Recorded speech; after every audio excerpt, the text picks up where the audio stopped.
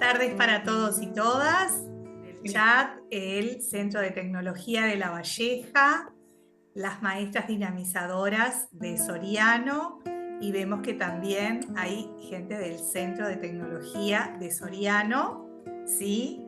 Saludamos también a la maestra directora de ese centro, Marta Zagardía. Hoy tuvimos el placer de también de tenerla junto a nosotros. Está el Centro de Tecnología de Montevideo Este. Bienvenida, Gabriela, un placer también contar contigo, muy amable. Bueno, es un gusto poder compartir con ustedes esta tarde, donde los docentes contenidistas han preparado una webinar desde el Departamento de Tecnologías Educativas Aplicadas y Virtualidad, en una demanda que surge justamente en el departamento de Soriano, y esta webinar se titula Patria en Construcción, diálogos entre las artes y las ciencias sociales.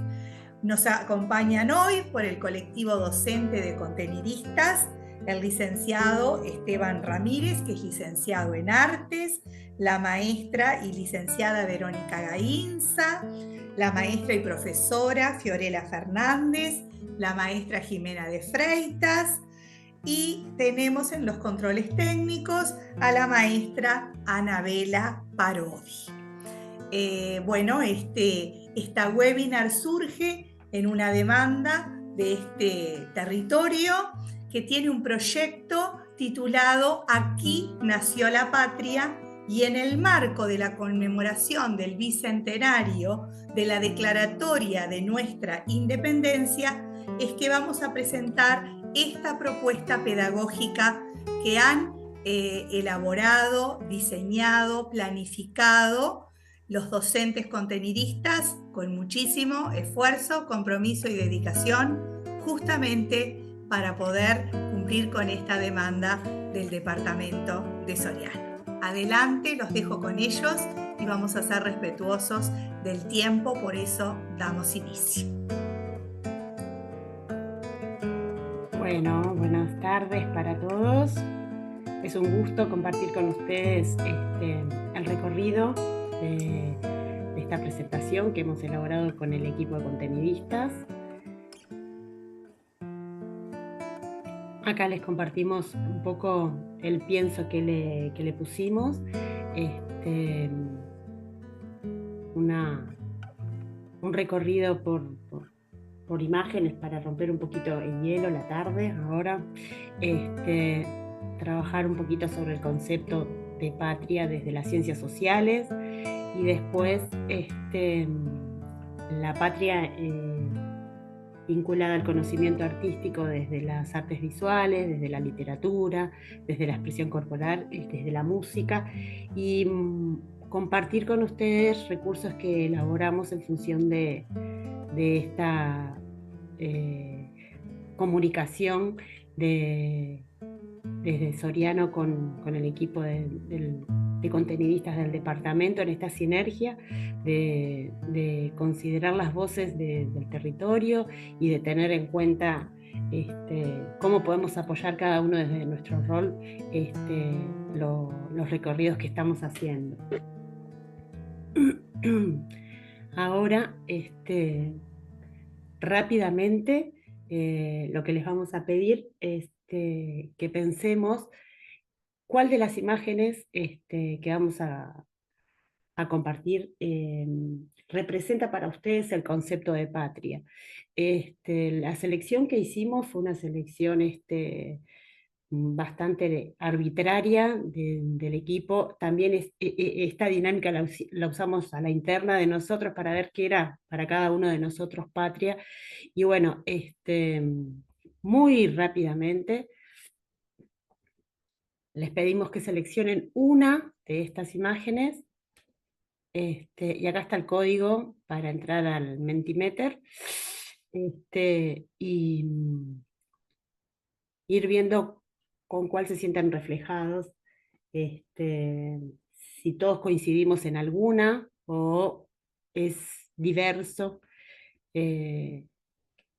la idea o la identificación que tenemos con patria, con ese concepto. Como ven, hay objetos, lugares, artistas, imágenes, expresiones artísticas de diversas disciplinas, eh, los pintores, artistas visuales clásicos que conocemos, puntos, eh, grupos escultóricos también conocidos, en fin. Les damos unos momentitos. Discúlpame, una pregunta, buenas tardes. ¿Se puede Sí, seleccionar más de una? No. no, preferíamos que fuera Ah, una. porque me deja marcar una sola. Por eso, sí, es una Ah, sola. Es una bárbaro. sola. Bárbaro, gracias. Y que no lo tenemos que pensar mucho, ¿no? Es como que, bueno, a golpe de, miro todas estas 14 imágenes que hay en la pantalla y bueno, ¿cuál es la que enseguida me lleva a resumir el concepto o la idea de patria? Este,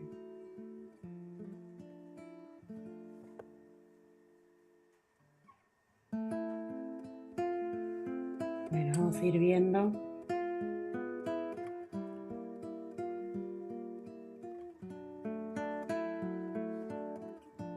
Que va cargando el Menti. Bueno, 3 es la imagen del pericón, es la que se lleva la mayoría de los votos. Esa imagen es de los alumnos de la Escuela Francia de Montevideo bailando el pericón. La número 4, a ver si me ayudan, ¿cuál es?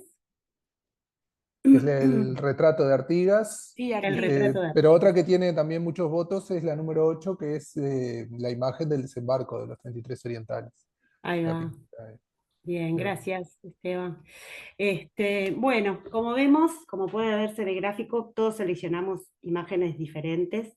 Algunas coinciden más con las selecciones que otros, pero lo cierto, de la que cada uno podría seleccionar, ¿no? Pero lo cierto es que cada uno tiene un concepto diferente de lo que se entiende por patria. Y cuando comenzamos a pensar este webinar, como equipo nos encontramos con esa disyuntiva, ¿no? De qué hablamos cuando hablamos de patria, qué es la patria. Si es una forma de sentir meramente los símbolos patrios, si es una estrategia para afianzar la identidad de un pueblo, un mecanismo de legitimación del poder o tan solo un lugar en el mundo. Existe una definición única, es cerrada, y nos dimos cuenta que en realidad es un concepto que aún sigue en construcción y que a partir de todo el recorrido que vamos a compartir hoy, confirma esta idea que tuvimos al principio, que el concepto de patria tiene múltiples miradas y que está en constante construcción, evolución y significado y relevancia para cada uno de nosotros.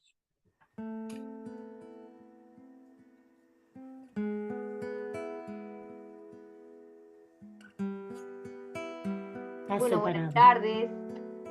Bueno, y desde el equipo de lengua me toca hacer referencia a qué concebimos desde el diccionario de la Real Academia como patria, ¿no? Y haciendo esta investigación vemos que el término patria tiene dos entradas en el diccionario. Estas entradas están relacionadas con la etimología.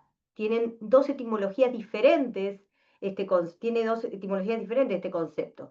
Y aparece primero como sustantivo, donde patria significa país natal, patria adoptiva, y de aquí derivan palabras del español como patriota, compatriota, patriótico, pero también existe la entrada como adjetivo que se origina del vocablo patrius, que significa paterno del padre, ¿no?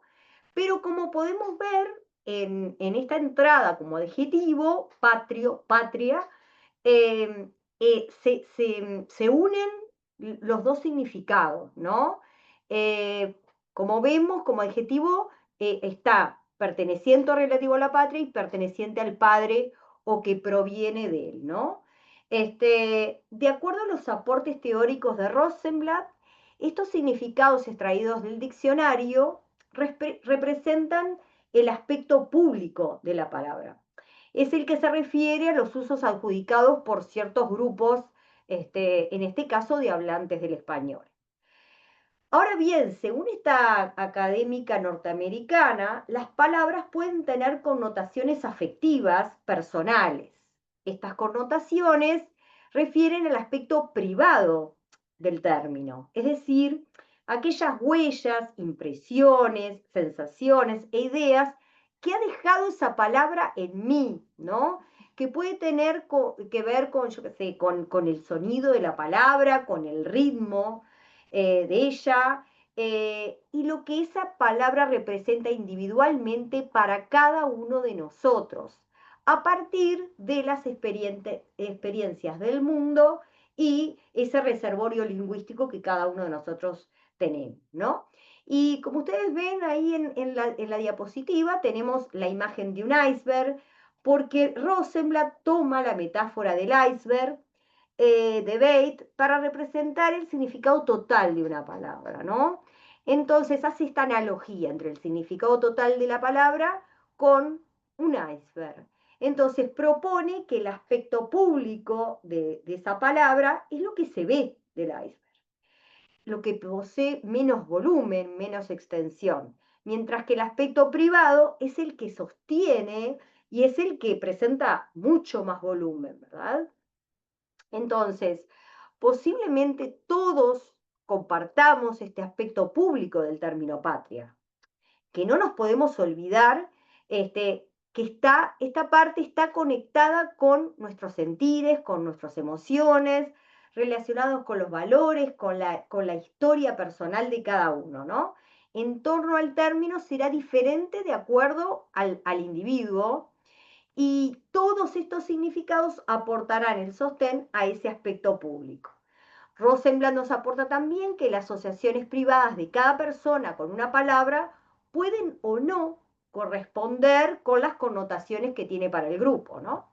Consideramos que esta afirmación especial de esta escritora es muy importante para el motivo de esta webinar, en la que si bien podemos compartir como colectivo su significado público, también frente al término patria, cada uno de nosotros tendrá su significado personal que puede o no ser compartido por otros. De aquí, cuando nosotros elegimos la imagen, ¿no? Que diferentes imágenes elegimos diferentes, ¿no? En este sentido. A continuación, Verónica nos ampliará conceptualizaciones sobre este aspecto público del término patria desde las ciencias sociales. Bueno, buenas tardes para todos, para todas. Bien, como decía recién Fiorella, vamos a ampliar un poquitito en esto que es el aspecto público, lo colectivo. Y vamos a reflexionar sobre el concepto de patria, una palabra que nos resuena a todos, ¿no?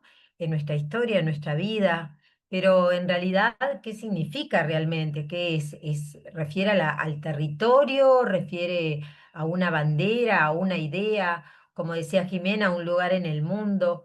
Em, por lo general, todos los años, cuando llega el 19 de junio, las directoras, los directores de las escuelas hacen referencia en sus discursos a lo que es la patria, le toman la promesa a la bandera a los niños, explican el significado de los símbolos patrios. Y eso es algo que nos llega desde lo cotidiano, ¿no? Desde lo que vivimos como docentes.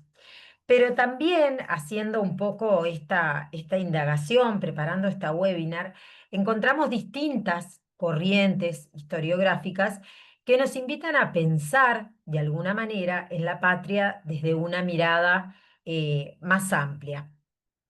La patria proporciona a los individuos ese sentido de pertenencia, de pertenecer a un grupo, el arraigo a una colectividad. Este concepto se ve claramente en los aportes del sociólogo Benedict Anderson, quien habla de la comunidad imaginada, la comunidad política imaginada, en donde los ciudadanos, sin conocerse los unos a los otros, se identifican igualmente como parte de un mismo grupo con un destino común, ¿sí? Lo que les da seguridad y sentido de pertenencia, eso de sentirse parte de un grupo, de una identidad. Otro de los autores que nos sirvió como bibliografía para referirnos al término patria fue Hobsbawm.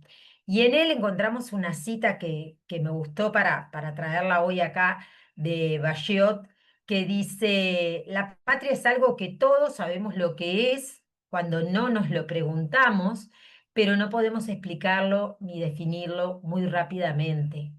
Y eso nos pasó un poco a nosotros cuando empezamos a preparar esta webinar, ¿no? Decíamos, bueno, todos tenemos como claro que una idea acerca de qué es la patria, pero nos cuesta definirlo y explicarlo a otros. Hobsbawm tiene un planteo un poco similar al de Anderson, en el sentido de que para él también la patria es una invención, una construcción humana.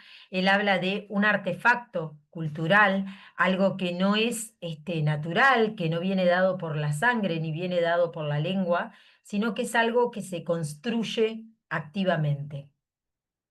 Hoy en el recorrido que vamos a hacer, y específicamente desde las ciencias sociales, em, nos definimos por trabajar la patria desde algunos puntos. Uno de ellos, y es el que hace referencia a esta diapositiva en particular, que nos pareció muy ilustrativa, los procesos de multicausalidad. Y decíamos, bueno, en historia, en la comprensión de la historia, entender conceptos como el de patria implica poder explicarlos desde la multicausalidad.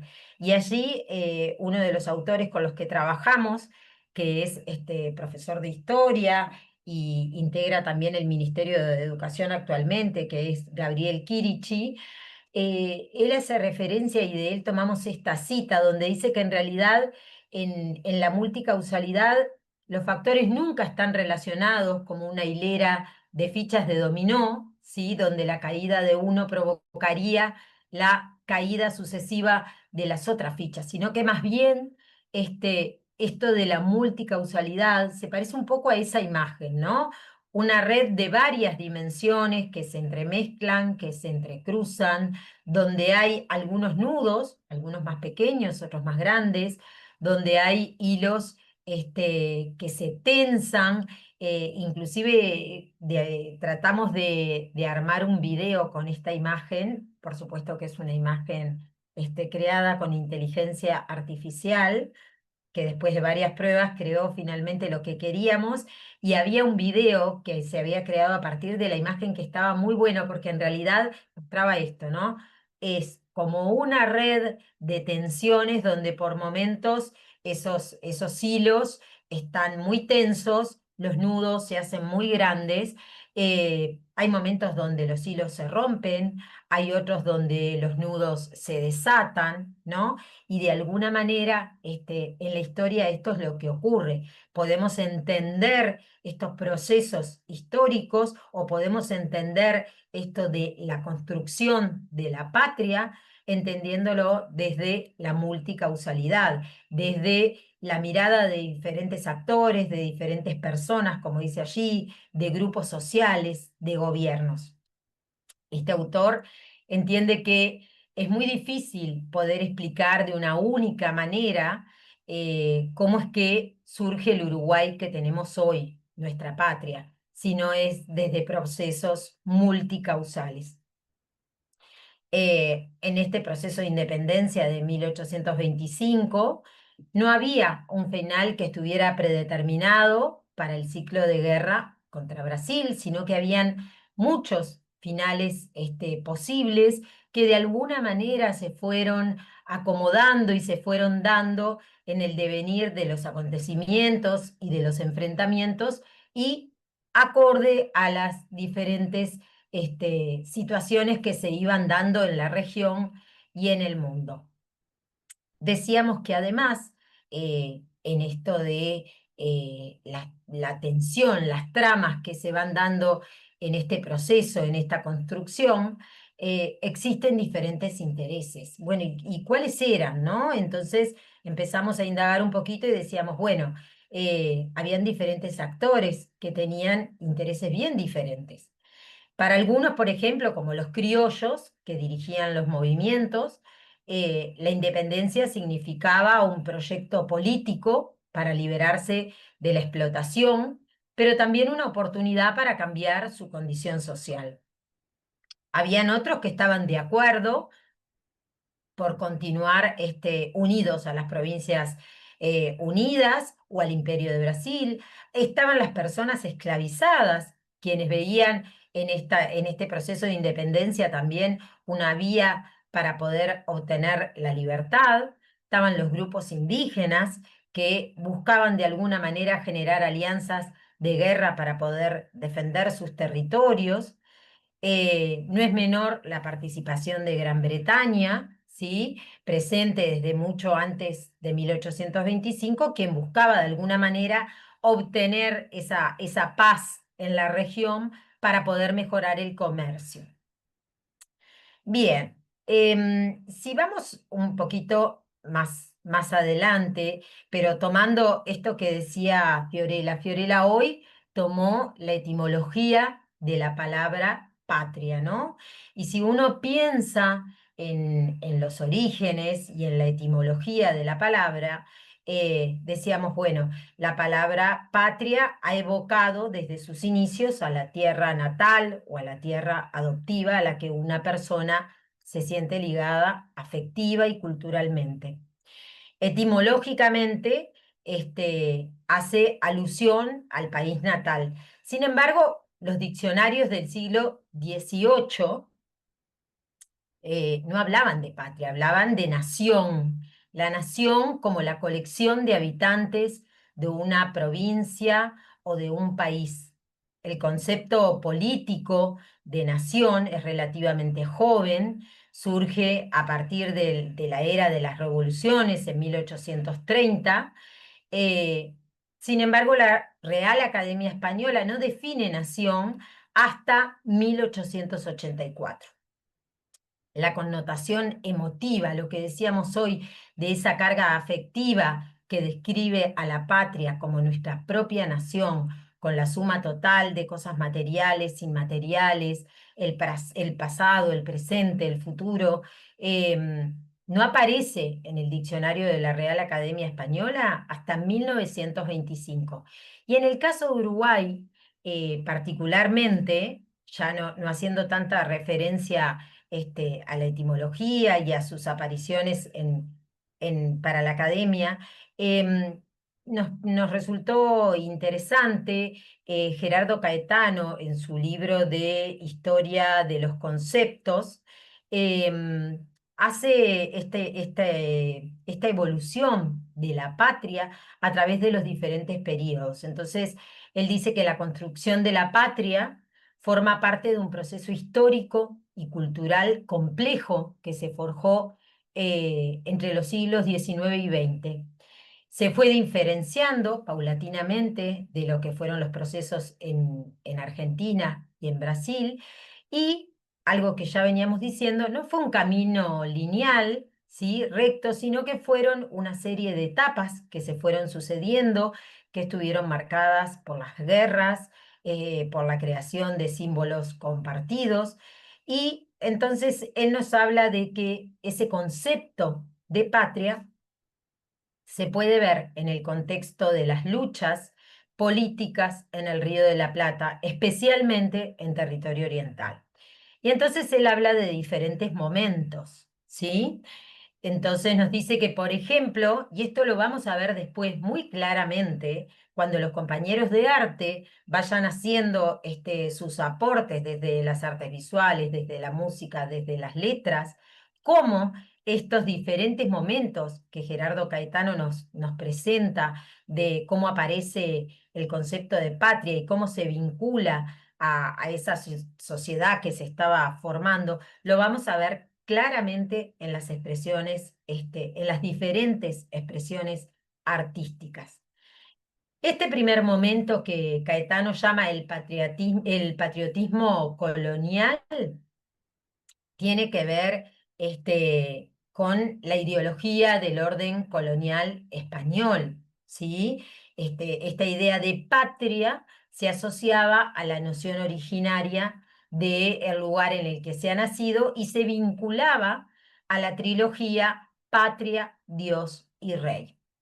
Esto en un primer momento durante la última etapa colonial.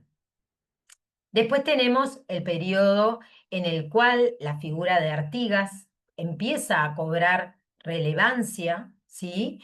Y aunque el proyecto federalista de alguna manera fracasó, la historiografía, ¿sí?, oficial lo eleva a la categoría de padre de la patria en el siglo XIX, ¿sí? Se le atribuye la creación de una conciencia de orientalidad y de defensa de la soberanía, ¿sí? Y de alguna manera, a principios del siglo XX, sirve para unir a la población en torno a un héroe común y a un pasado de lucha por la independencia y por la libertad, legitimando así la existencia del país como una nación soberana. Tenemos después un tercer momento, que es el de las guerras civiles y el de la consolidación del Estado, donde se suceden las guerras civiles en el siglo XIX entre los partidos blanco y colorado, que fueron un factor clave de alguna manera en la construcción de la identidad de nuestro país. Estas luchas no solamente definieron el sistema político bipartidista del país, sino que también consolidaron ese sentimiento de pertenencia a un territorio con fronteras bien definidas. El estado de bienestar, la promoción de la educación laica y obligatoria, que de alguna manera se convirtió en una herramienta fundamental para poder difundir una narrativa histórica nacional común. Tenemos después, a finales del siglo XIX y principios del XX, ese Uruguay que recibe una gran afluencia de inmigrantes, ¿sí? Inmigrantes europeos sobre todo, esta sociedad aluvional que se llamó, que le dio a la identidad uruguaya un carácter cosmopolita, moderno, ¿sí? Ese Uruguay que de alguna manera fue llamado la Suiza de América, que se jactaba de su estabilidad política, de su democracia avanzada, ¿sí?, que pasaron a ser como los rasgos distintivos del carácter nacional. Aparece luego un cuarto momento donde aparece el fútbol como símbolo nacional. Gerardo Caetano nos habla de que de alguna manera los eventos deportivos que marcaron este periodo, que consagraron a este país en crecimiento con la gloria, ¿no? Los Juegos Olímpicos de 1924 y 1928, la Copa Mundial de 1930, el Maracanazo, generaron en el colectivo, ¿sí?, un sentido de grandeza, de reconocimiento internacional, de sentirse que éramos una nación resiliente, importante, talentosa, capaz de superar a los rivales mucho más grandes. Y poco a poco vamos llegando a la actualidad y decíamos, bueno, ¿y qué pasa con el término de patria hoy en día? Y bueno, hoy en día, decíamos al principio, la patria es algo que está en construcción y desde la historiografía está en constante revisión y de redefinición. Si bien los pilares históricos siguen siendo relevantes, hay sucesos como por ejemplo la globalización, los cambios demográficos y culturales que generan identidades más complejas, menos estáticas, más cambiantes. ¿Tá? Esto también es algo que lo vamos a ver muy vinculado al arte, cómo desde el arte existe una relación directa muchas veces con la historia oficial, pero otras veces el artista le da su propia impronta y su propia idea de lo que siente como patria, como identidad. Nosotros cuando empezamos a armar esta webinar decíamos, bueno, ¿dónde aparece la patria en este programa? ¿Dónde aparecen los símbolos patrios? En realidad no encontramos contenidos específicos que refirieran a la patria, ¿sí? Nosotros decíamos, bueno, desde lo competencial estamos trabajando para desarrollar el pensamiento crítico, estamos trabajando para desarrollar una ciudadanía local, global, digital, sí, estamos trabajando pensamiento creativo también.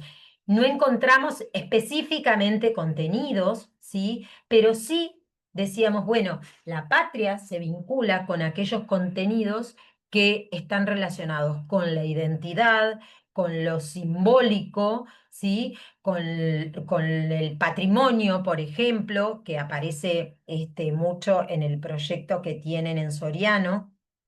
De aquí nació la patria. Bueno, pero esta evolución lingüística que fuimos viendo del término patria nos da cuenta de que no es algo inmutable, que no ha sido siempre el concepto de patria, no ha sido lo mismo en todos los tiempos y ha tenido diferentes construcciones que se van moldeando a través del tiempo y que van teniendo diferentes interpretaciones.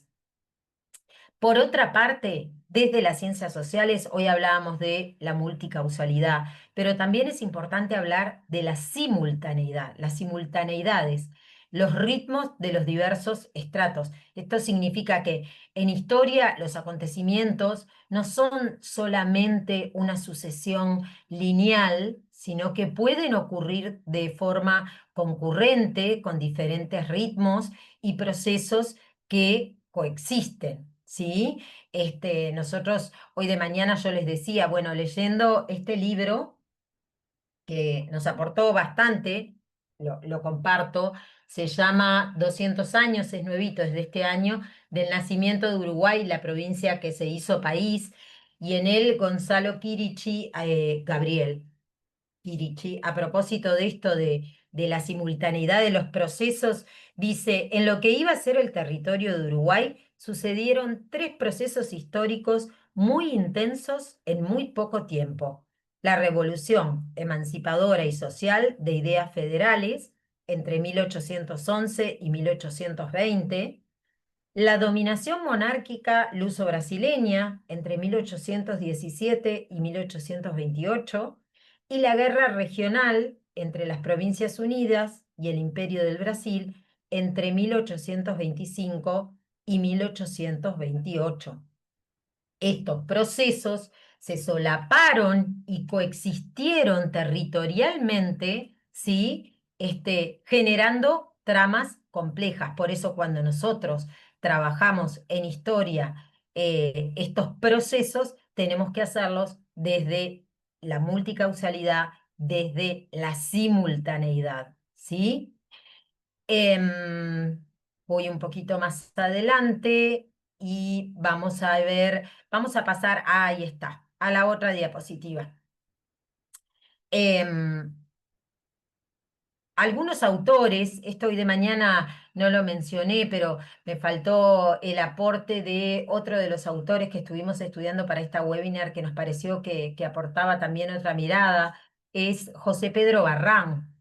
Barrán plantea que la patria es un concepto también en constante construcción y evolución, pero alejado un poco más de una visión más política u oficial. En su obra La historia de la sensibilidad en el Uruguay, él define a través de las experiencias, a través de las emociones de la gente común, en contraposición a lo que es la narrativa de los héroes y los discursos políticos, ¿no?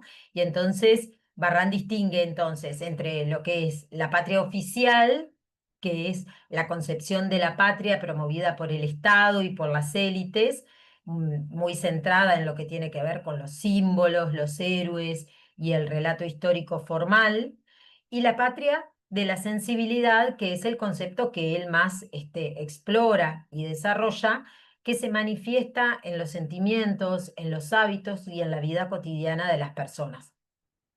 Para Barrán, la verdadera patria es un espacio de los afectos compartidos, de las memorias colectivas, que se vive y que se siente en el día a día, más allá de los actos patrióticos formales. Y entonces vamos al proyecto que nos convoca hoy, que nos han invitado a participar de alguna manera, aportando desde nuestro lugar. Y bueno, decíamos, bueno, este proyecto, Aquí nació la patria, de alguna manera propone un enfoque crítico, situado, interdisciplinario, participativo, donde se permite, donde se invita a reconstruir los procesos históricos de independencia a partir del análisis de fuentes, de la indagación del patrimonio local, del diálogo entre el pasado, el presente y las proyecciones hacia futuro. A nosotros como equipo, en lo que tiene que ver con nuestra tarea de producción de contenidos, también nos llevó a hacer estos recorridos, ¿no? A ir a las fuentes, a leer, a mirar diferentes perspectivas, a indagar cuál es el patrimonio local en particular que tiene que ver con la historia de Soriano, los hechos que allí ocurrieron, ¿sí? Y entonces fue a partir de esa idea que nosotros dijimos, bueno, las propuestas y los recursos que creemos para el apoyo en esta webinar tienen que ver tienen que tener en cuenta estos aspectos, ¿no? Estas múltiples miradas, los múltiples, la multicausalidad, la simultaneidad que se dio en los procesos, el patrimonio local que se encuentra allí, el análisis de las fuentes, el ir a los actores. Nosotros tenemos acá en el equipo una compañera en el equipo de arte, Carolina Cresi, que estuvo hoy en la mañana, y Carolina, que es de allí de Soriano, nos aportó mucho en lo que tiene que ver con todo el trabajo que se está realizando a nivel del departamento, con esto del bicentenario, y decíamos, bueno, tenemos que tratar de generar algún tipo de recurso que les aporte. Bueno, realizamos algunos recursos, pero también Carolina tuvo la oportunidad de entrevistar a un profesor de allí, Gilardoni, que le hizo sus aportes en lo que tiene que ver con la historia del escudo de Soriano, sumamente interesante. Después vamos a recorrer esos recursos. Así que bueno, nos parecía que nuestro aporte específico también y específicamente podía ir por ahí, ¿no?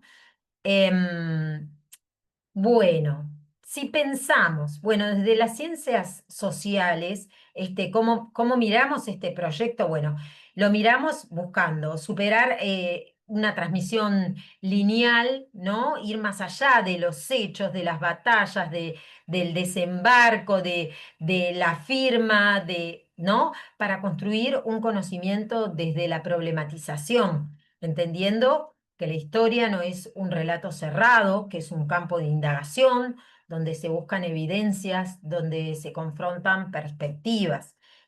ustedes allí también en el proyecto tenían planteadas unas cuantas actividades que tenían que ver con esto de la indagación, de la problematización, el salir a buscar por qué las escuelas que participaban del proyecto tenían ese nombre, qué injerencia habían tenido esos personajes en este proceso independentista. O sea, creo que nuestra mirada va en esa misma línea.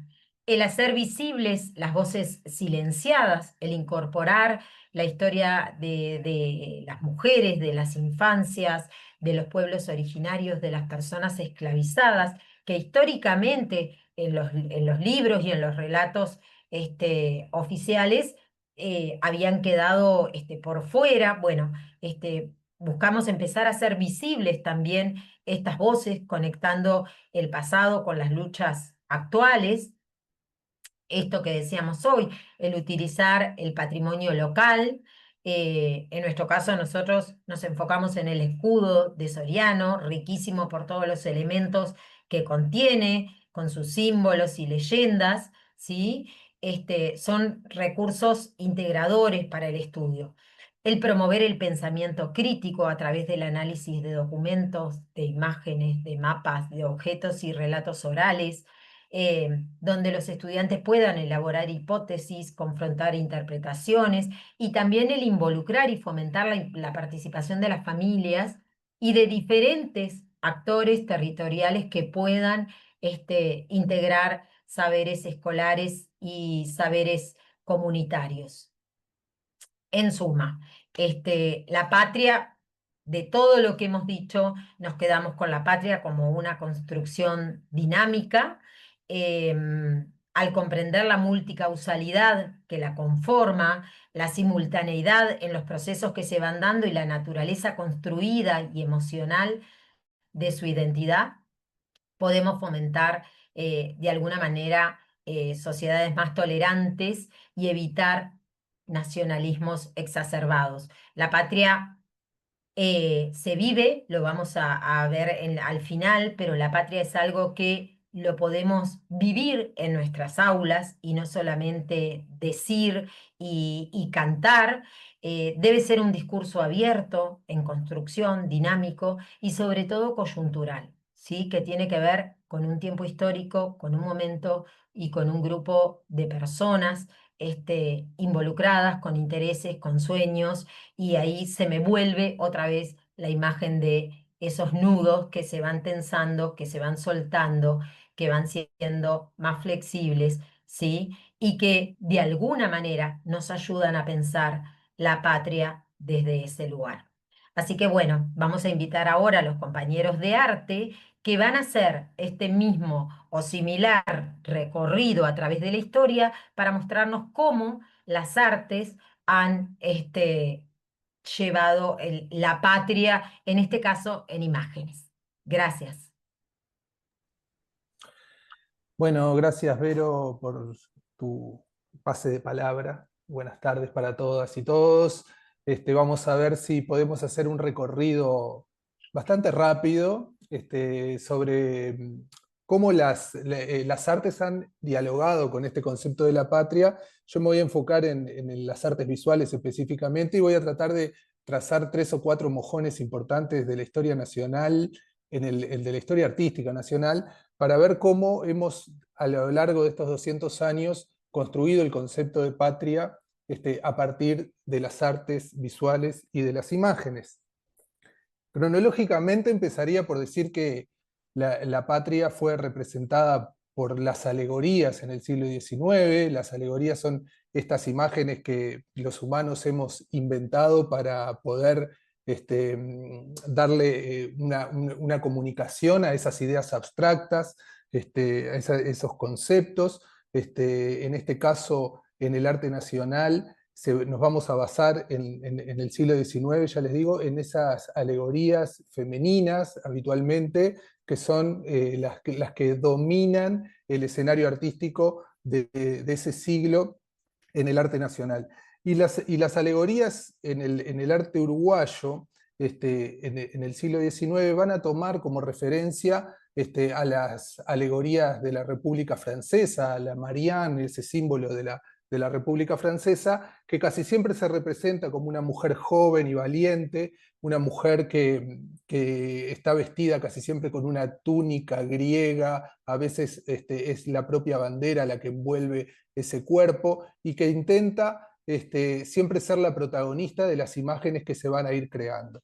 Yo puse ahí algunos ejemplos para que pudiéramos ver cómo en las primeras representaciones del arte nacional, por ejemplo en esta viñeta que es del año 1850, la similitud que se encuentra con la libertad guiando al pueblo de Delacroix es muy significativa, tanto en la composición de la imagen como en la protagonista de esa república, de esa patria, de ese Estado, con el símbolo del escudo al frente, defendiendo a la ciudad de Montevideo que se ve en el fondo.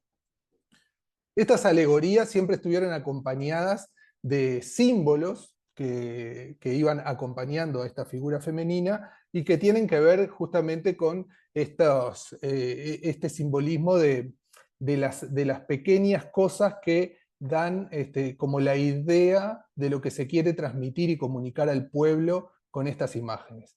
Las alegorías femeninas por lo general están acompañadas del pabellón nacional, a veces aparece la Constitución, o aparecen el gorro frigio, símbolo de la revolución.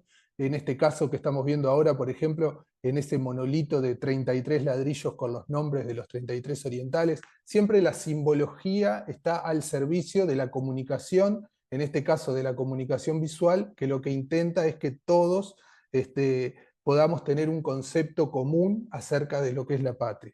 Capaz que el caso más conocido, que es el del altar de la patria de Blanes, ahí se puede ver cómo el pintor toma los símbolos del escudo nacional, ahí podemos ver al buey, al caballo, al cerro, a la balanza, que acompañan a la figura central, que es esa alegoría de la patria como mujer, y que siempre va a aparecer, ya les digo, como protagonista de esas imágenes, haciendo la idea de que esa patria se representa para comunicar visualmente de esta forma.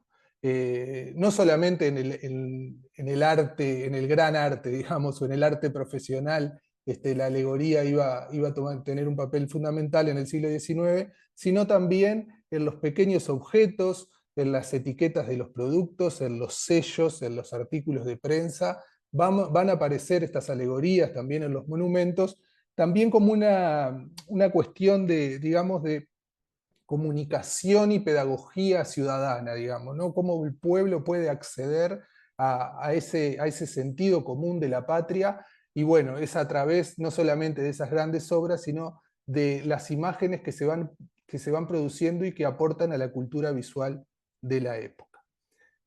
Sobre finales del siglo XIX y principios del siglo XX, esta característica de las alegorías va a ir dejando paso a la figura de José Artigas, que es el que toma el protagonismo en el arte nacional, y que a partir de la presidencia que se me fue, de Máximo Santos, va a tomar una preponderancia fundamental en el arte uruguayo, la presencia de Artigas en los monumentos, en las plazas, en los espacios públicos, en las oficinas públicas, en las escuelas, va a unificar ese discurso acerca de lo patriótico. No es una cuestión que se da de un día para el otro, las alegorías siguen existiendo, pero cada vez menos.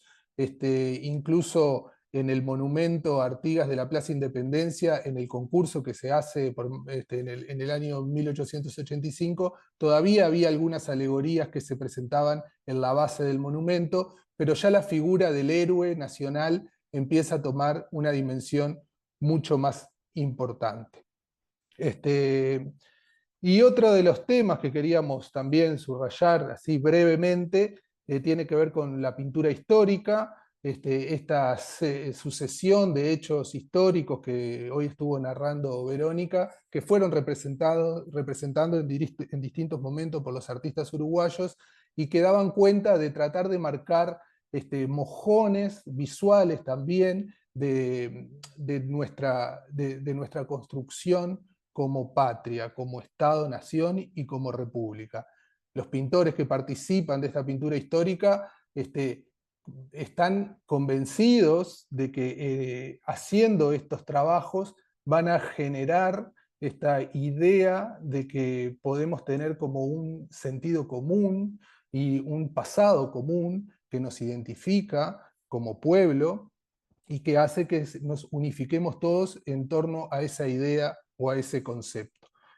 Juan Manuel Blanes tal vez es el más conocido y destacado. Blanes es un artista que se va a basar en sus características academicistas y neoclásicas. Él sabe muy bien lo que está haciendo, sabe que esos cuadros que él está haciendo van a perdurar, sabe que está construyendo un Estado también a partir de su trabajo. Y bueno, las características de las pinturas de Blanes tienen que ver con ese academicismo que, tomado de aquellos pintores italianos donde él estudia y franceses, va a moldear esa idea del Estado-Nación y de los sentimientos patrióticos en estas imágenes históricas. Pero bien, para terminar casi, y viendo un poco cómo se desarrolló esto del diálogo entre las artes visuales y la patria, queríamos mostrarles cómo evolucionó hasta el día de hoy este diálogo, tratando de ver cómo en el arte contemporáneo también los artistas van a tomar el concepto de patria, pero ya lo van a tomar desde un punto de vista más particular, más personal. Queríamos mostrarle la obra de Teresa Vila, que es una artista uruguaya que trabajó sobre todo en la segunda mitad del siglo pasado, y de que a partir de una investigación historiográfica que ella hace muy importante, empieza a utilizar los símbolos patrios tradicionales y algunas frases sacadas de los textos históricos para darle una nueva significación política a su trabajo. Ella va a hacer esta serie de trabajos, de dibujos y de grabados alrededor de los años 1971, 1972, y va a tomar las imágenes, esa iconografía del Estado Nacional, pero las va a reconvertir, las va a situar de una nueva manera, les va a dar un nuevo sentido, y de esa manera también, desde una perspectiva más crítica, va a abordar este concepto de patria para los ciudadanos de nuestro país. Y por último, nombrar nomás a un artista de nuestro siglo, a Fernando Foglino, que hace una reinterpretación de la figura de Artigas en su obra Herencia Blanes, donde él va a utilizar unas nuevas técnicas de impresión 3D para generar una especie de muñeco de acción con la figura de Artigas. Esto vuelve a tomar esto del héroe nacional como representación de lo patriótico y lo va a transformar en un objeto que no solamente él es el creador, digamos, de esta obra, sino que el archivo que permite imprimir estos muñecos de acción son descargables, y si uno tiene una impresora 3D los puede imprimir y puede ir reproduciendo esa obra que nos presenta Fernando Foglino, como para traer de nuevo esto que hablábamos, ¿no? La patria como construcción, las imágenes dialogando con esa construcción, y los artistas en su contexto histórico generando y creando nuevas lecturas acerca del concepto de la patria. Bueno, por ahí lo de artes visuales rapidito, y le paso la palabra a las compañeras que van a continuar con otros lenguajes artísticos hablando de este concepto. Bueno, desde la creación estética verbal, o sea, desde las letras, de la literatura, para esta ocasión elegimos con el equipo los siguientes escritores que consideramos que dan cuenta y abordan en sus obras de forma explícita el concepto de patria. Entonces, posiblemente las primeras manifestaciones de este concepto los podemos encontrar en Bartolomé Hidalgo, ya en el siglo XIX, en sus composiciones como sus diálogos patrióticos y los llamados cielitos. En especial, sus cielitos son composiciones líricas para ser cantadas y hablan de las peripecias patrióticas y arengan al pueblo a levantarse en armas contra el enemigo para ser libres. Una particularidad que tienen estas composiciones, que no solo hacen referencias a hechos históricos, sino que el yo lírico encarna la voz de sus iguales, del pueblo, y en especial de los habitantes de la campaña. Si bien Bartolomé Hidalgo era un hombre letrado, un hombre citadino, de alguna manera, en estas composiciones y a través de este yo lírico incluye vocabulario característico de estos hombres de campaña, que eran básicamente parte del ejército revolucionario, ¿no? Compartimos entonces, entramos ahí, hacemos clic en Bartolomé Hidalgo, un fragmento del Cielito de la Independencia, donde se hace referencia explícitamente a la patria, relacionado con el concepto de nación, con el concepto de libertad, con esto de queremos antes morir que volver a ser esclavos, viva la patria, patriotas, viva la patria y la unión, viva nuestra independencia, viva la nueva nación. Entonces, de alguna manera está relacionado con esta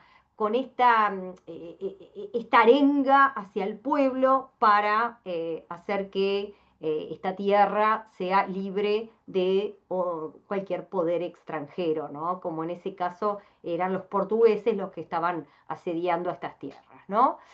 Si vamos a la próxima diapositiva, nos encontramos con la próxima diapositiva, vamos a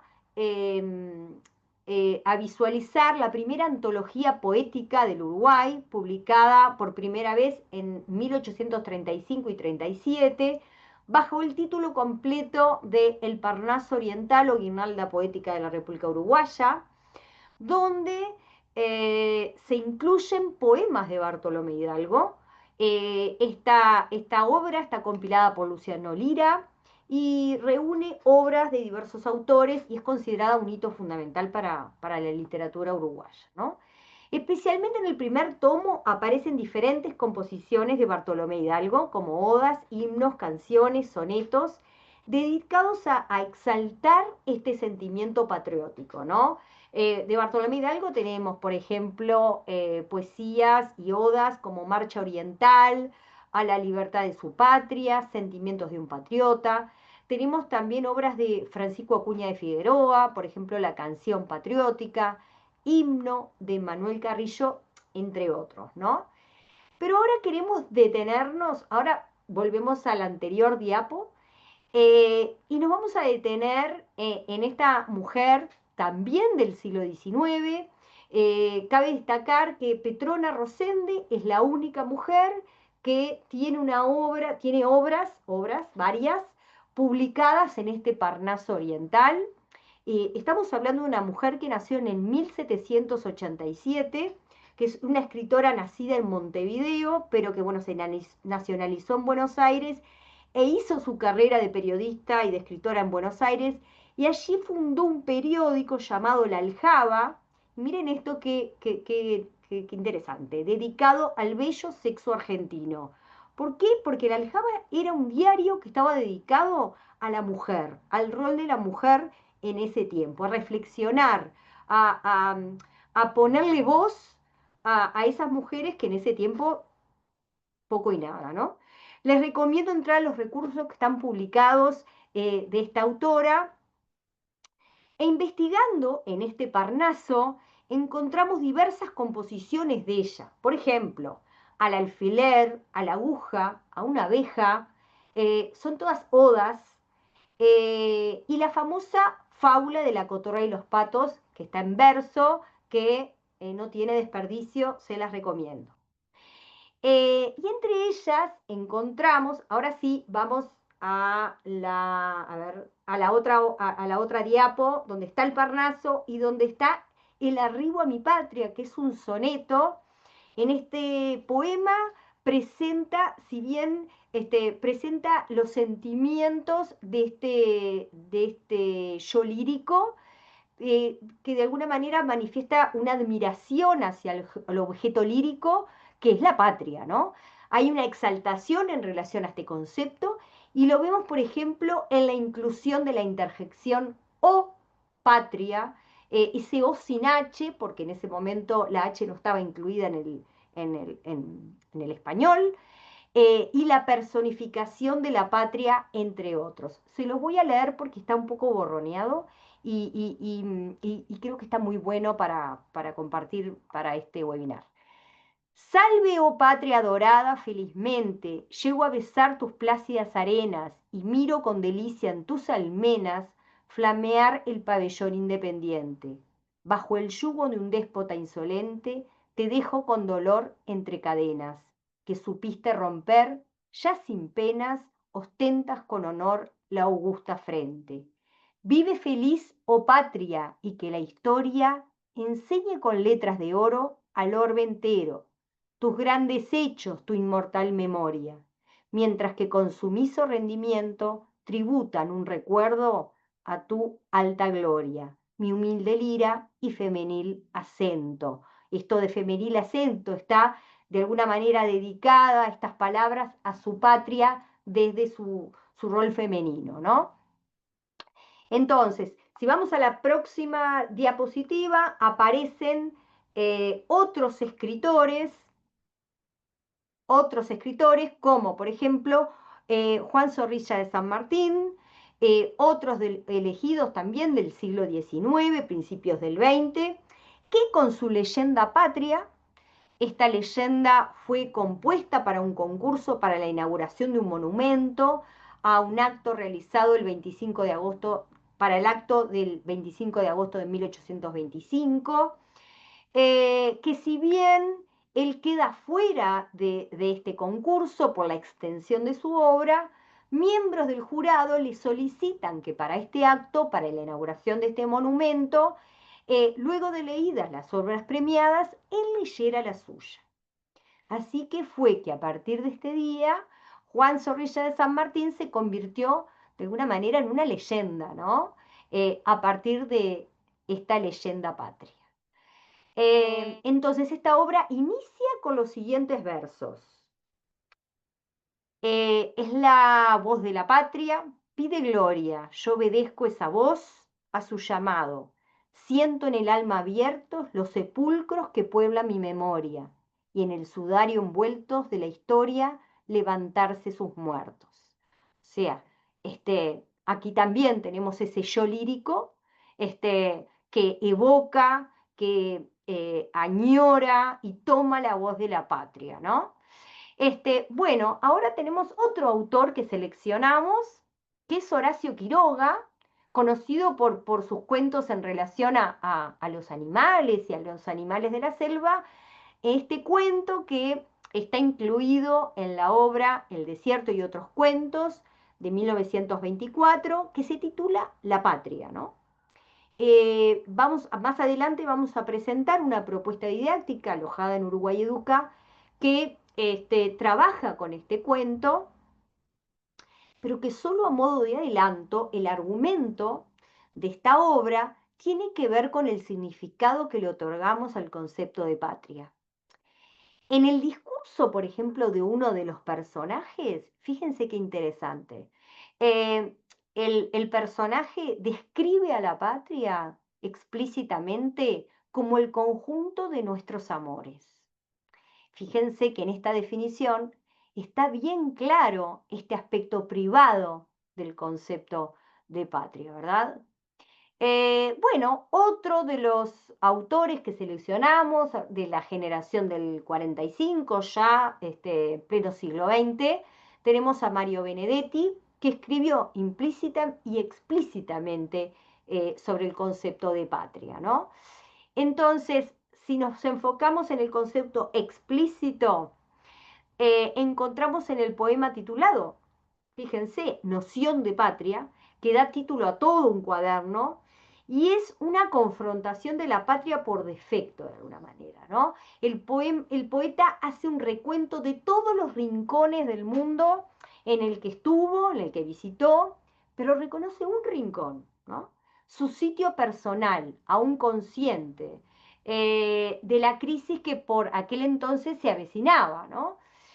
Así opta por reconocer que esa primera noción y opción de patria tiene un signo en donde prevalece, y esto me parece súper importante para el concepto que estamos analizando, el factor de la colectividad. Y si miramos, esta es una de las últimas partes del poema, de las últimas estrofas, y dice, después de decir todos los lugares que visitó y enumerar todos los lugares que visitó, dice, y cuando miro el cielo, veo acá mis nubes y allá mi cruz del sur. Mi alrededor son los ojos de todos y no me siento al margen. Ahora ya sé que no me siento al margen. Quizás mi única noción de patria sea esta urgencia de decir nosotros. Quizás mi única noción de patria sea este regreso al propio desconcierto. Entendemos que esta noción es fundamental para entender este concepto de patria, ya que su significado tiene esta noción de colectividad, de un nosotros que somos los que conceptualizamos esta patria. Según este autor, es un concepto que requiere de alguna manera del colectivo. Para finalizar mi exposición, Jimena presentará a otra escritora seleccionada contemporánea, Cristina Peri Rossi. No sé si anda por ahí Jimena. Escritora, periodista, traductora. Ahí estoy, gracias, Fío. Perfecto. Bueno, sí, galardonada en el 2021 con el premio Miguel de Cervantes, que es el máximo reconocimiento de la literatura en lengua española por su trayectoria, la envergadura de su obra en diversos géneros. La verdad que son dos mujeres relevantes las que seleccionamos para compartir. El poema de Cristina Peri Rossi captura la esencia del exilio, no solo como un desplazamiento físico, sino como un estado existencial y psicológico. A través de una voz colectiva, esta que habla de extrañan, dicen, se exilian, el texto describe la pérdida de referentes concretos y abstractos desde el ritmo de las ciudades y los sonidos de la naturaleza hasta la noción del tiempo y de la memoria. La sensación de desarraigo es tan profunda que la identidad se redefine por la ausencia. El olvido de los nombres de las calles es un poderoso símbolo de desconexión con el lugar de origen, mientras que el amor por las imágenes de los barcos sugiere una aceptación de la vida como un viaje constante y un sin puerto fijo, ¿no? La patria en este caso se convierte en un concepto inalcanzable, sustituido por el exilio perpetuo que se interioriza y se convierte en la nueva patria. Y aún ella está en Barcelona, ¿verdad? La poesía con su uso de la metáfora, el cielo opaco, lleno de humo, la repetición extraña y el ritmo, construye una realidad emocional que es tan válida como un dato histórico. Pero ¿por qué se extrañaría el cielo opaco lleno de humo, ¿no? En vez de extrañar o añorar un cielo azul? Nos lleva a comprender en forma cabal la nostalgia por lo conocido, incluso si eso conocido no es lo ideal. En este poema se desafía la definición tradicional de patria como territorio geográfico delimitado por fronteras políticas.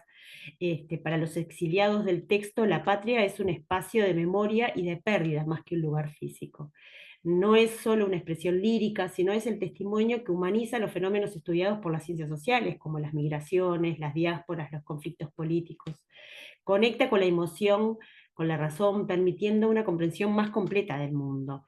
Es en sí mismo una forma de conocimiento, porque a través de la literatura se pueden explorar y comunicar verdades complejas que a menudo son inalcanzables para otros campos de saber. La obra de Peri Rossi demuestra cómo la creación artística puede ser una respuesta al dolor del desarraigo, transformando esa pérdida en una nueva forma de pertenencia a través de la palabra.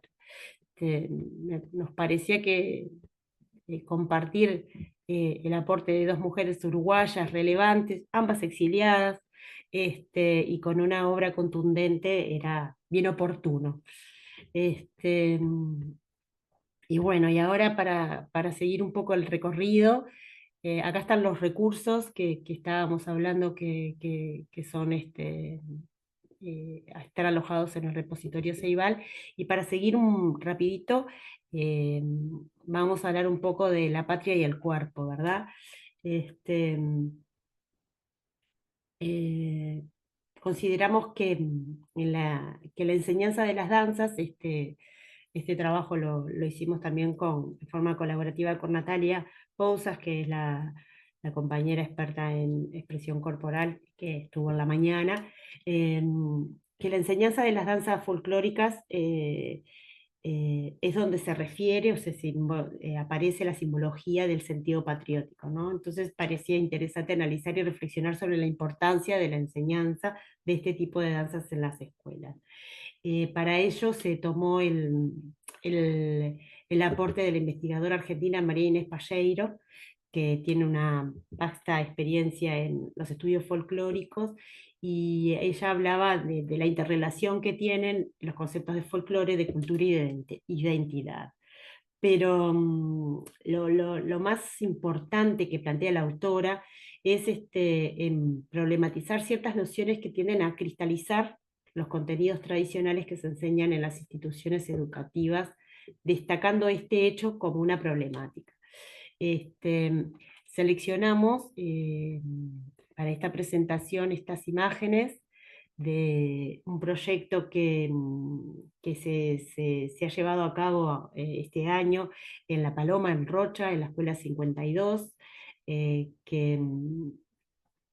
acá está, fue un encuentro de escuelas de arte y de profesores, ahí va, y ahí podemos ir viendo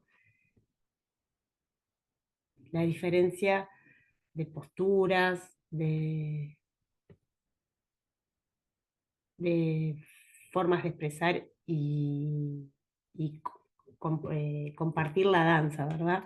El encuentro se tituló, para ser exacto, Danzarte, Infancias en Vuelo, y se llevó a cabo el 27 de agosto en la Casa del Mar, donde los profesores de artes con énfasis en danza o conciencia corporal compartieron lo que habían preparado con motivo de los 200 años de la Declaratoria de la Independencia, y está bueno ver la diversidad del cuerpo, cómo está eh, planteado, ¿verdad?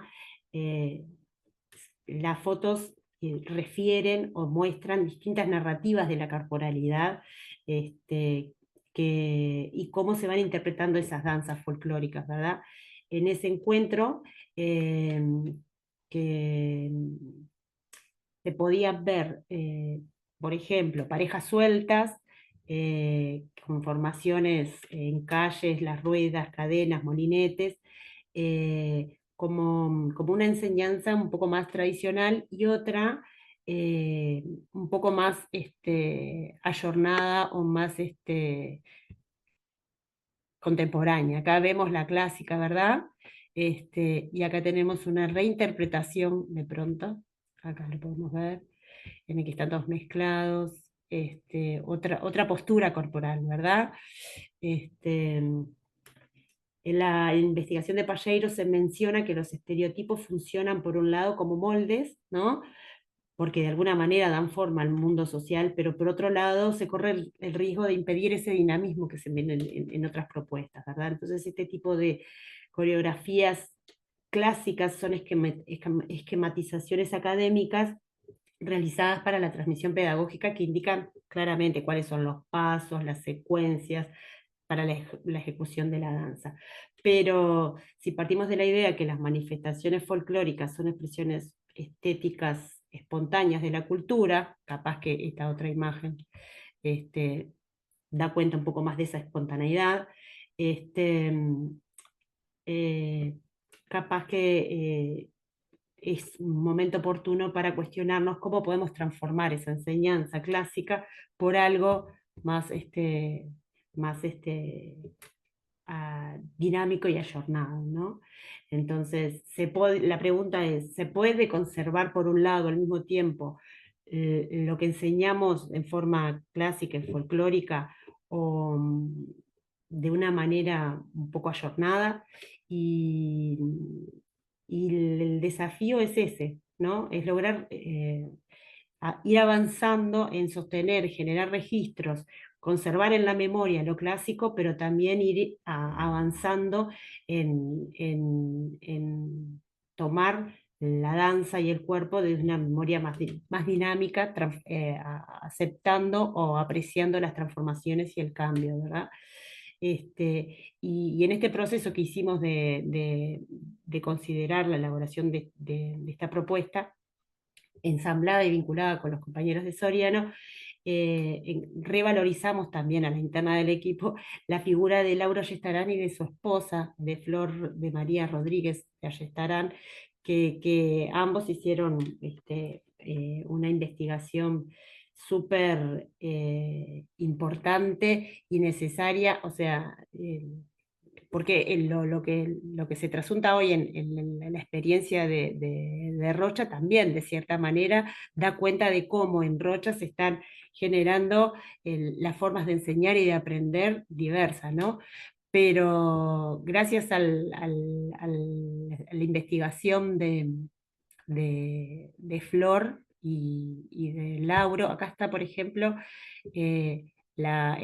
una foto de la investigación y de cómo ellos fueron registrando las imágenes y los sonidos, porque capturaban, grababan, y fueron generando un acervo tan grande que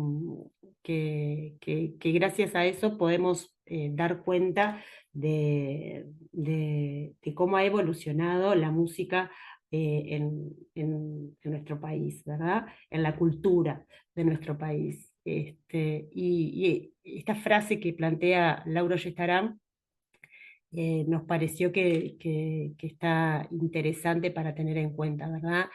Eh, Tener en cuenta el conocer y lo que está sucediendo en el momento, ¿verdad? Conocerse a sí mismo es comenzar a mejorarse.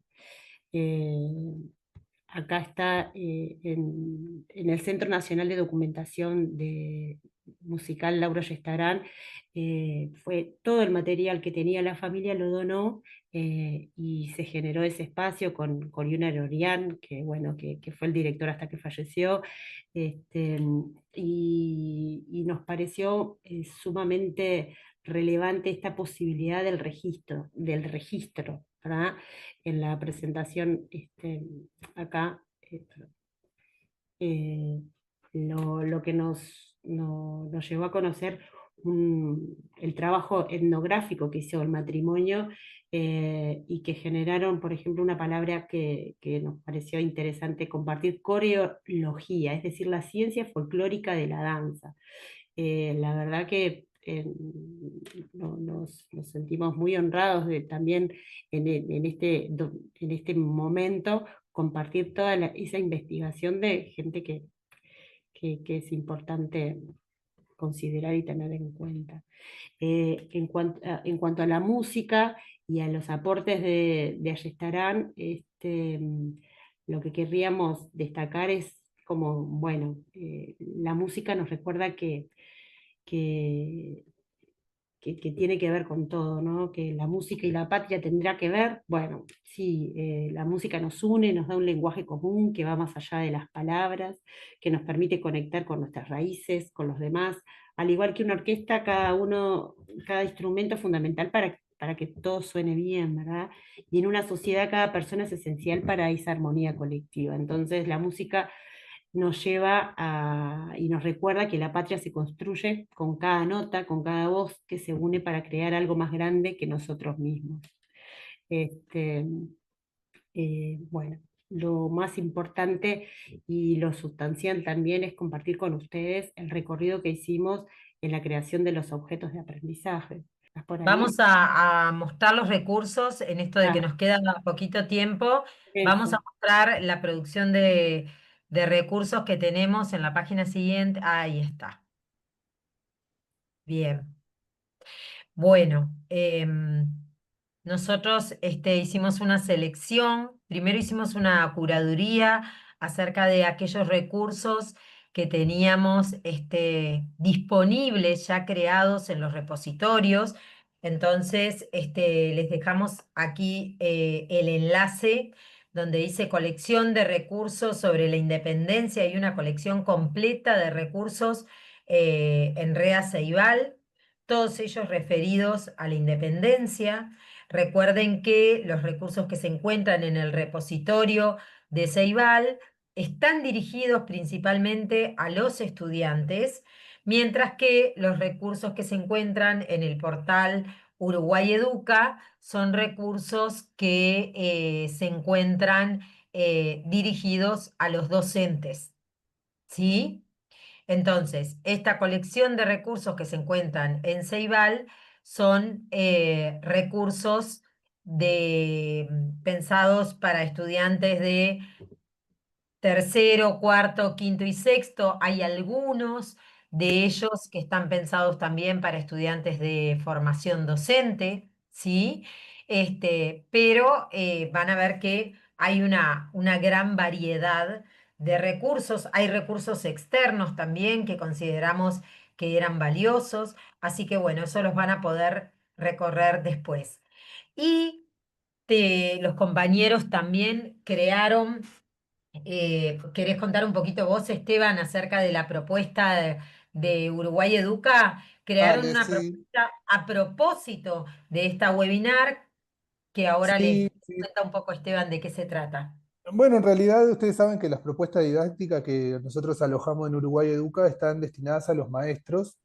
Son una planificación de actividades que están enmarcadas, por supuesto, que en el marco curricular nacional y en los programas vigentes, donde nosotros tomamos esa preocupación o no sé, que ustedes tenían en su proyecto y tratamos de elaborar un recurso interdisciplinario con los compañeros de ciencias sociales y de todos los lenguajes artísticos, donde pudiéramos abordar esto de los conceptos de patria para llevar al aula. Y se nos ocurría que estaba muy bien poder pensar en que ese proyecto que ustedes tenían allí en la jurisdicción de Soriano, si bien hablaba del concepto de patria en un sentido amplio, también hacía referencia a las pequeñas comunidades donde están enclavadas cada una de las escuelas que participaban del proyecto. Y cómo cada una de esas escuelas puede tener su propia concepción acerca de lo comunitario, de la comunidad y de cómo se va forjando desde allí los conceptos más grandes de identidad.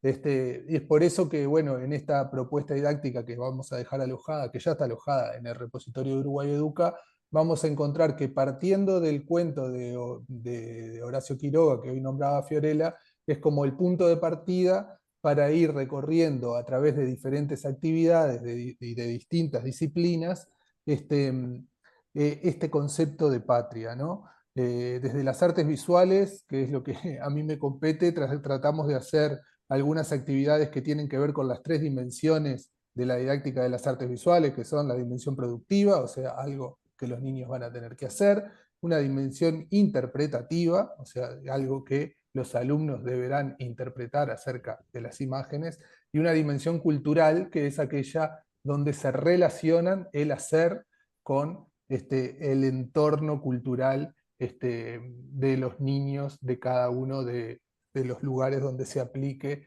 esta propuesta. Se las dejamos allí, por supuesto que nosotros consideramos que son propuestas potentes, que son propuestas que se pueden llevar al aula, porque nosotros las hemos llevado al aula, y que confiamos en que todos los recursos que están alojados, y especialmente estos que están pensados específicamente para un lugar, son muy ricos de poder aplicarlos y llevarlos adelante. Así que no sé si alguna compañera quiere hacer alguna acotación sobre esto, pero me parece que está bueno saber que podemos encontrarnos con materiales que se pueden ser utilizados en las escuelas directamente de una manera muy, muy efectiva, ¿no?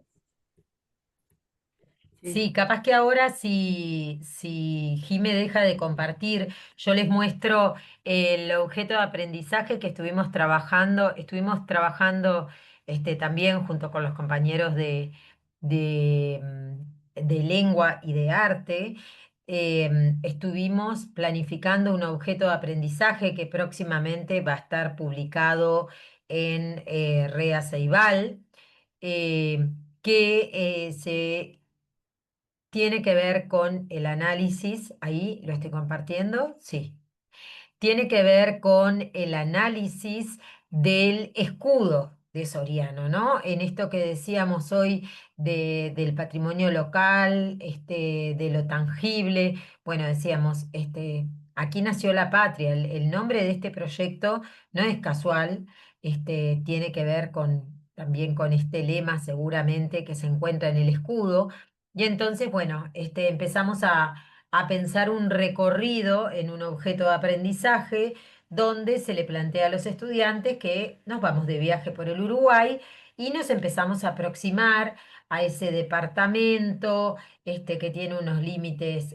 geográficos determinados, le vamos dando algunas pistas y les proponemos una primera aproximación con una primera actividad donde les proponemos, bueno, descubrir de qué departamento se trata para ir acercándonos luego al departamento en sí, ¿no? Llegamos a dónde. Bueno, allí a través de una imagen que es de la Intendencia, lo que les pedimos es que identifiquen qué es lo que se encuentra allí en aquella imagen, qué es lo que se encuentra entre las banderas y entonces vemos el escudo de Soriano, ¿sí? En un contexto real, situado, y algunas palabras identificatorias.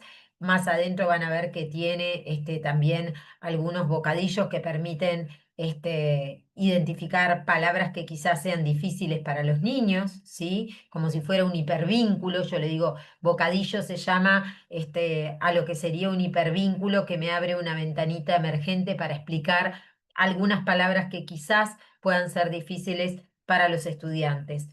Y vamos haciendo un análisis de ese escudo y de sus elementos, qué simbología tiene, qué implica esa fecha, esas plumas, los colores, el lema, los laureles, el caballo, o sea, se va haciendo un análisis de cada uno de estos elementos a través de una actividad de selección múltiple. Recuerden que además en todos los objetos de aprendizaje tenemos una retroalimentación, lo cual nos permite que si nosotros le pedimos al estudiante que navegue este recurso, ya sea en el aula o en su casa, todas las actividades tienen una devolución, una retroalimentación. ¿Por qué? Porque los objetos de aprendizaje son recursos autocontenidos. Todo está allí adentro del objeto de aprendizaje. No son quizás como las actividades que les ponemos en fotocopias o que mandamos hacer para después corregir o hacer la retroalimentación grupal en el aula. No, los objetos de aprendizaje están pensados para el aprendizaje del estudiante con el recurso. Por supuesto que la intervención docente siempre puede estar, pero también pensamos que si el estudiante se enfrenta a este recurso, pueda tener una devolución de esta actividad. Y van a ver que en las diferentes páginas del recurso van a aparecer diferentes alusiones al escudo y algo sumamente interesante que vamos a encontrar adentro de este recurso es justamente, ¿no? Esto que decíamos hoy, qué rico que en este proyecto se tomen actores locales y bueno, y nosotros aprovechamos la oportunidad también de que tenemos a Carolina en el equipo y que pudo realizarle una entrevista al profesor Gilardoni, quien conoció al creador del escudo de Soriano y tiene algunos cuentos muy, muy interesantes y bueno, Carolina le hizo una pequeña entrevista que también tomamos como una fuente, ¿sí? Para poder hacer un análisis de lo que se quiso interpretar a través del escudo. Él a su vez nos da una definición, no, su sentir en relación a qué es la patria para él, así que nos pareció sumamente valiosa esta entrevista. Los invitamos a que cuando esté publicado, efectivamente en poquitos días ya va a estar en Rea Ceibal, y puedan escuchar la entrevista y van a ver que desde la lengua también se hace un análisis, ¿no? De las preguntas, en qué orden habrá sido, ¿no? Implica volver a escuchar la entrevista, qué tipo de preguntas eran, los signos de interrogación que aparecen en la entrevista al diagramar las preguntas. O sea, es una actividad que nos pareció que, bueno, que apoya esta tarea de la webinar. Y bueno, vamos finalizando entonces este recorrido que creo que, bueno, para nosotros implicó un desafío importante, de búsqueda, de leer materiales, de buscar diferentes puntos de vista, ¿no? A esto que decíamos, de decir, bueno, ¿qué es la patria para unos y para otros? Y, y bueno, llegando al final, en esa reflexión que aparece en la última diapositiva que hoy ponía Jimena, decíamos, bueno, en este año del bicentenario, pensemos que la patria debe ser algo que se viva en todas las aulas, no algo meramente repetitivo, que se enseñe, sino que se viva a diario, que se continúe en esta construcción que decíamos, una construcción dinámica donde se fomenta la tolerancia, el comprender la multicausalidad que conforma este término de patria, la simultaneidad de los procesos que se fueron dando, y bueno, como decían hoy los compañeros de arte, también desde el arte identificamos que la patria puede presentar una visión más oficial, más acorde con el relato oficial, pero también una visión personal, ¿no? De los artistas, de cada uno de los artistas, donde tienen eso que hoy decía Fiorella al principio, ¿no? Ese sentimiento que tiene que ver con lo privado de que es la patria. Así que les agradecemos una vez más. Esperamos que haya sido de utilidad y que, bueno, sigamos construyendo y que de alguna manera esto sirva para poder avanzar en este proyecto que ustedes llevan, sabemos que bastante adelantado y con muy lindas actividades allí en el departamento. Así que muchísimas gracias a todos. Aquí Verónica, los compañeros del Centro de Tecnología de Soriano, bueno, los están felicitando a todos por los excelentes aportes. Feliz día a todos los maestros el lunes, está saludando Cecilia, gracias Cecilia, igualmente para ti, enseguida vamos a hacer un saludo para todos también. Agradecen los aportes, todo del Centro de Tecnología de Soriano, las maestras dinamizadoras. Y bueno, comentarles también que, como dijo Verónica y todo el colectivo docente de contenidistas, este es un concepto que está en permanente construcción y que también refiere a nuestra memoria afectiva, sin lugar a dudas. En nombre del Departamento de Tecnologías Educativas Aplicadas y Virtualidad, nuestra inspectora, la directora Silvia Paredes, la maestra inspectora Lourdes González, que es coordinadora nacional de programas y proyectos, y la maestra inspectora Sandra Ojeda, que es coordinadora nacional de tecnologías aplicadas, desde también la dirección de los portales y desde todo el colectivo docente que trabaja para los portales Uruguay Educa y el repositorio Ceibal, queremos saludar a todos los docentes en nuestro día con un pequeño pensamiento que dice así: feliz día a todos los maestros que hacen de su profesión un arte. Ni duden que los contenidistas hacen de su profesión un arte todos los días. Me gusta el título de maestro. Carece de pretensiones y habla de vocaciones. Qué bonito cuando me cruzo con alguien y me dice: adiós, maestra. Tal vez no recuerde mi nombre, pero sí la esencia de mi ser: aprender y enseñar. Y en esta esencia, por supuesto, que también nosotros, los docentes, construimos día a día a nuestra querida patria. Ha sido un gusto compartir con ustedes esta tarde. Les damos un saludo afectuoso para todos, decirles que todo lo que está trabajado aquí queda alojado en Comunicaciones de TAB. Agradecerle a Anabela que ha seguido el chat, dejándoles los links y los enlaces, ¿sí?, para que puedan acceder a todo el material. Muy buenas tardes para todos, un gusto poder participar junto a ustedes.